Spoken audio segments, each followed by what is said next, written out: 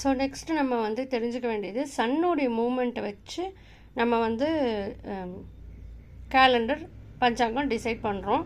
சங்கராந்தினா என்னன்னு பார்க்குறோம், மாதங்களில் எப்படி மூமெண்ட்டுக்கும் மேட்ச் ஆகுதுன்னு. So at the same time சந்திரனும் மூவ் ஆகிட்டே தான் இருக்கார்.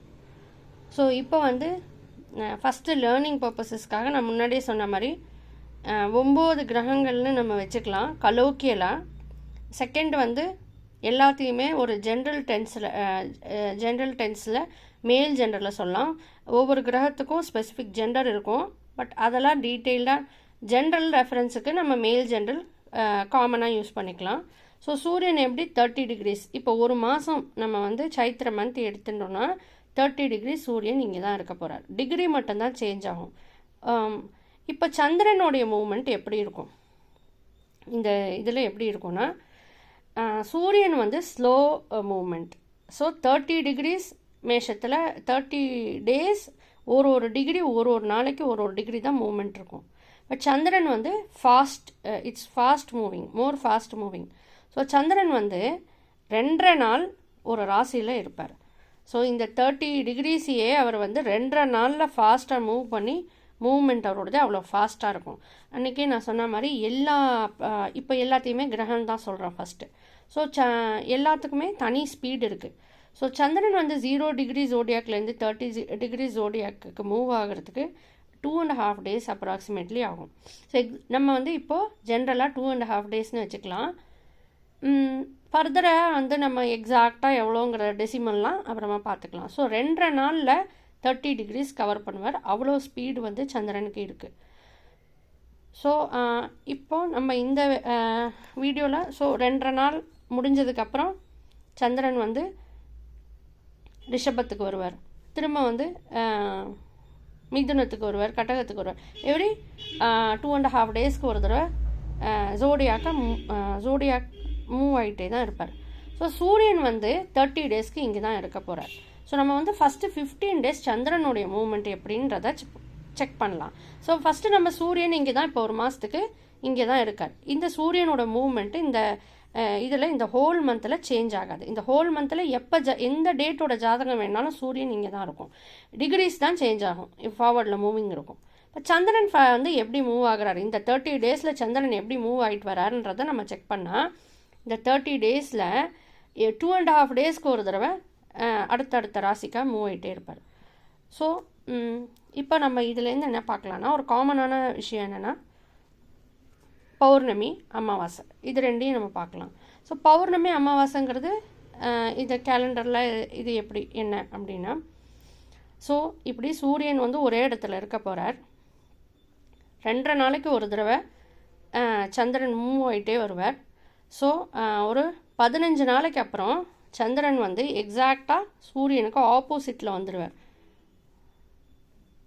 ஏன்னா 2.5 அப்புறம் 5 அப்புறம் ஒரு 7.5 10 அதுக்கப்புறம் ஒரு 12.5 அதுக்கப்புறம் 15. ஸோ 15th டே அன்னைக்கு சூரியனும் சந்திரனும் ஆப்போசிட் எக்ஸாக்டாக 7 ராசி தள்ளி இருப்பாங்க. சூரியன் இருக்கிற ராசிக்கு எக்ஸாக்ட்லி ஆப்போசிட் 7வது ராசியில் சந்திரன் இருப்பார். திரும்ப வந்து 17.5 20 22.5 25 27.5 திரும்ப 30th டே வந்து சூரியனும் சந்திரனும் ஒரே ராசியில் இருப்பார். ஸோ சங்கராந்திக்கு இதுக்கு காரிலேஷன் கிடையாது. ஜென்ரலாக பௌர்ணமி அமாவாசை இது எப்படின்னா, சூரியனும் சந்திரனும் ஒரே இடத்துல இருக்கிற நாள், ஒரே டிகிரியில் இருக்கிற நாள் வந்து சூரியன் ஒரு நாளைக்கு ஒரு டிகிரியில் இருப்பார். ஒரு 0லேருந்து 1 டிகிரி இல்லை வந்து ஒரு 7லேருந்து 8 டிகிரிஸ்க்குள்ளே அந்த பர்டிகுலர் டேட்டில் இருக்காருன்னா அவர் சேஞ்ச் ஆக மாட்டார், அந்த டிகிரியில் தான் இருப்பார். சந்திரன் மூவ் ஆகிட்டே இருக்கிற இன்றைக்கி ஏதோ ஒரு பாயிண்டில் ஏதோ ஒரு பர்டிகுலர் டேயில் சூரியனும் சந்திரனும் ஒரே பாயிண்டில் இருப்பாங்க. So 1 day is equal to சூரியனோட 1 டிகிரி மூவ்மெண்ட்டு. ஸோ 1 டேயில் வந்து சூரியன் ஒரு பர்டிகுலர் டிகிரியில் இருப்பார். சந்திரன் மூவ் ஆகிட்டே வரப்போ ஒரு பர்டிகுலர் சூரியனோட டேயில் சந்திரனும் அந்த இடத்துல இருப்பார். ஸோ சூரியன் சந்திரன் அதே பாயிண்டில் இருக்கிற அன்னைக்கு தான் அமாவாசைன்னு நம்ம சொல்கிறோம். ஸோ ஒரு நாள் வந்து அந்த மாதிரி அமாவாசையாக இருக்குது, சேமாக இருக்காங்க. சூரியன் அடுத்த நாள் அடுத்த டிகிரிக்கு போயிடுவார். ஸோ சந்திரன் என்ன 2.5 நாள் கழித்து அடுத்த ராசிக்கு போயிடுவார். திரும்ப 2.5 நாள் கழித்து அடுத்த ராசி, மூணாவது ராசி 4, 5, 6, 7. திரும்ப 15 நாள் கழித்து எக்ஸாக்ட்லி ஆப்போசிட் ராசிக்கு சந்திரன் வந்துடுவார். ஸோ எக்ஸாக்ட்லி சூரியன் அந்த மந்த் ஃபுல்லாக சேஞ்ச் ஆக மாட்டார், டிகிரிஸ் தான் சேஞ்ச் ஆகிட்டு இருக்கும். ஸோ ஒரு மந்த் ஃபுல்லாக சூரியனுடைய என்றைக்கு அந்த மந்தில் 30 டேஸில் என்றைக்கு ஜாதகம் கேல்குலேட் பார்த்தாலும் சூரியனோட பிளேஸ் இதுவாக தான் இருக்கும். ஆனால் சந்திரன் 2 நாளைக்கு ஒரு தடவை இப்படி மாறுவார். திரும்ப 2 நாளைக்கு இங்கே, திரும்ப 2 நாளைக்கு இங்கே, திரும்ப 2 நாளைக்கு இங்கே. அப்போது 15th டே அன்னைக்கு எக்ஸாக்டாக சூரியனுக்கு ஆப்போசிட்டாக 7th இடத்துல எக்ஸாக்ட்லி ஆப்போசிட்டாக சந்திரன் இருப்பார். ஸோ அந்த டே அன்றைக்கி தான் நம்ம பௌர்ணமி பூர்ணிமா அப்படின்னு சொல்கிறோம். ஸோ அன்றைக்கி தான் சூரியனுக்கு ஆப்போசிட்டாக சந்திரன் இருப்பார் 15 days. ஸோ அகெயின் 15லேருந்து 17.5, 20, 22.5, 25, 27.5, 30 டேக்கு அப்புறம் திரும்ப ஃபஸ்ட் டே அன்றைக்கி அடுத்த ராசியில் 2 பேரும் மீட் பண்ணுவாங்க. ஸோ இந்த மாதிரி அடுத்த 30 days முடிஞ்சதுக்கப்புறம் சூரியன் அடுத்த ராசிக்கு போயிடுவார் அண்ட் சந்திரன் இங்கே வந்து சூரியனை மீட் பண்ணுறார். ஸோ அகெயின் அடுத்த மாதத்தில் ஒரு அமாவாசை வரும். திரும்ப அந்த மாதத்தில் சூரியனும் சந்திரனும் மீட் பண்ணுவாங்க. ஸோ அந்த மாதத்தில் திரும்பி வந்து 2 டிகிரியாக 2.5 நாள், திரும்ப ஒரு 5 நாள், 7 நாள், 10 நாள், 12 நாள், திரும்ப 15வது நாள் அதுக்கு ஆப்போசிட்டில் சூரியன் போயிடுவார். திரும்ப அந்த மாதத்துக்கான பௌர்ணமி வரும். ஆப்போசிட்டாக இருக்கிற அன்றைக்கி பௌர்ணமி.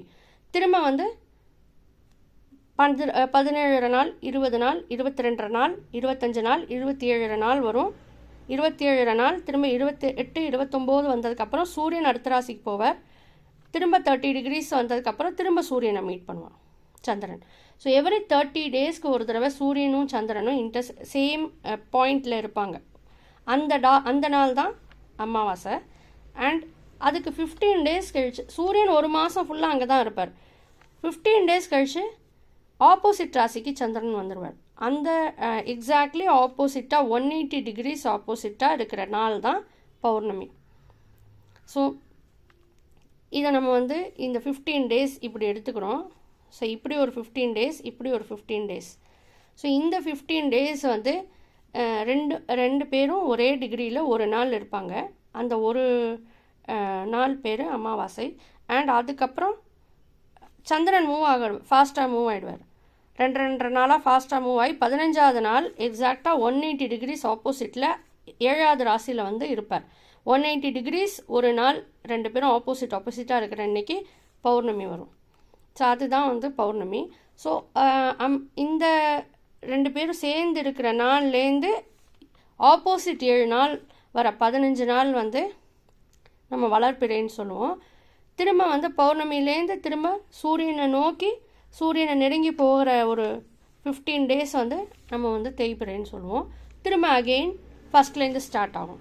ஸோ சேர்ந்து இருக்கிறப்போ ஒரு நாள் சேர்ந்து இருக்கிற இன்றைக்கி 0 அமாவாசை.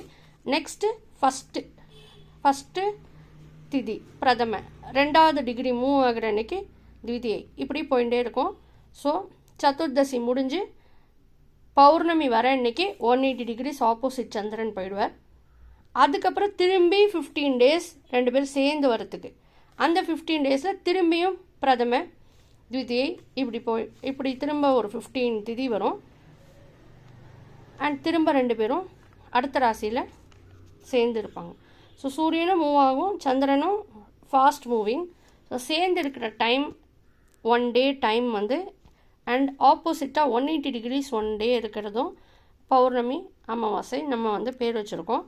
ஸோ அதை விலகி 180 degreesக்கு போகிற டைம் வந்து வளர்பிறை. 2 பேரும் சந்திரன் சூரியனை நோக்கி போகிற 15 days வந்து தேய்பிறை. So every month Chaitra, Vaisakha, ஜேஷ்ட, ஆஷாட எல்லா மந்த்லேயும் சூரியன் சந்திரன் ஒரு நாள் வந்து சேம் டிகிரியில் இருப்பாங்க.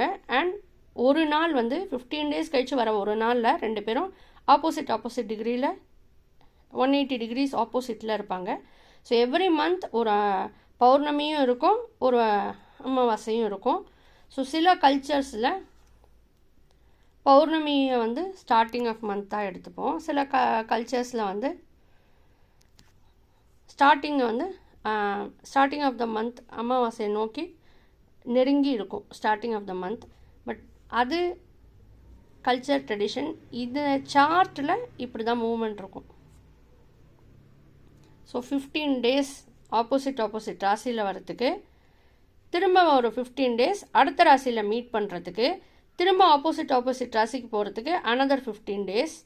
ஸோ அமாவாசை பௌர்ணமின்னு ஒவ்வொரு ராசிலையா ஒரு அமாவாசை ஒரு பௌர்ணமின்னு 2 பேரும் மூவ் ஆகிட்டே இருப்பாங்க. ஸோ இதுதான் வந்து ஆக்சுவலாக நடக்கிறது. எப்படி பிளானட்டரி மோஷனுக்கும் நம்ம சொல்கிற காமனான டேர்ம்ஸுக்கும் இது. அனதர் இம்பார்ட்டண்ட் பார்ட் என்னென்னா, எல்லா ஜாதகத்துலேயும் ஜாதக இன்ஃபர்மேஷனில் சைல்டோட நம்ம date of birth, place of birth, time of birth கொடுத்தா ஜோசியர் வந்து திதியும் எழுதுவாங்க. திதின்னு இருக்கும். திதி பக்கத்தில் சஷ்டி, அஷ்டமி, நவமி அப்படின்ற இன்ஃபர்மேஷனும் இருக்கும். ஸோ ஜாதகருடைய பேர், அதுக்கப்புறம் திதியும் பஞ்சாங்கத்தில் அங்கத்தில் 1 வந்து திதி. ஸோ அந்த இன்ஃபர்மேஷன் இருக்கும். முன்னாடி நம்ம நட்சத்திரம் பார்த்தோம், இப்போ வந்து திதி. ஸோ திதி எப்படின்னா 2 பேரும் சேர்ந்து இருக்கிற ஒரு நாள் வந்து 0 அப்படி வச்சுட்டா அமாவாசை அப்படின்னு வச்சுட்டா, அதுக்கப்புறம் ஃபஸ்ட்டு டே சூரியன் 1 டிகிரி மூவ் ஆகிடுவார், சந்திரன் அதை விட ஃபாஸ்ட்டாக மூவ் ஆகிடுவார். ஸோ திரும்ப 2 நாள் 15 நாள் கழித்து ஆப்போசிட் 180 டிகிரிஸ்க்கு போயிடுவார். ஸோ அந்த ஒவ்வொரு நாளும் சூரியனோட ஒவ்வொரு டிகிரியும் ஒவ்வொரு திதி. திரும்ப 180 டிகிரிஸ் 2 பேரும் ஆப்போசிட்டாக இருந்ததுக்கப்புறம் திரும்ப வந்து திதி அதே தான் இருக்கும். திதியை திருதியை இப்படி தான் மூவ் ஆகிருக்கும். பட் இது வந்து சந்திரன் சூரியனை நோக்கி போகிற டைமில் திதி இப்படி திதி தேய்பிரையாக இருக்கும். திரும்பியும் அதே திதி தான் 15 திதி, அதே நேம்ஸ் தான் இருக்கும். பட் அது வந்து சந்திரன் வந்து சூரியன்ட்டேருந்து 180 டிகிரிஸ் விலகி போகிற ஒரு 15 நாள். ஸோ பௌர்ணமியை நோக்கி ஒரு 15 திதி, அமாவாசையை நோக்கி ஒரு 15 திதி. ஸோ அதுக்கு என்ன மீனிங் அப்படின்னா இதான். ஸோ இதை செக் பண்ணணுன்னா, இப்போ ஒரு ஜாதகத்தில்